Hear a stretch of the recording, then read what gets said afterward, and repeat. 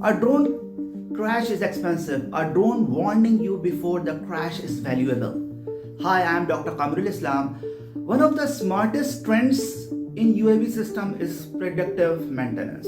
Most drone failures do not begin as dramatic failures. They begin as small signs. The first, motor vibration, battery degradation, connector wear, thermal drift, propeller imbalance, repeated stress in the airframe. If the system can detect these early and you move from reactive maintenance to condition aware operations, and that matters because serious drone systems are no longer hobby devices. They are part of inspection, monitoring, logistics, and emergency workflows.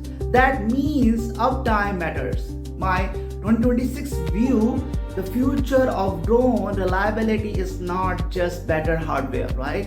It is drone that can report their own health honestly before the mission goes wrong.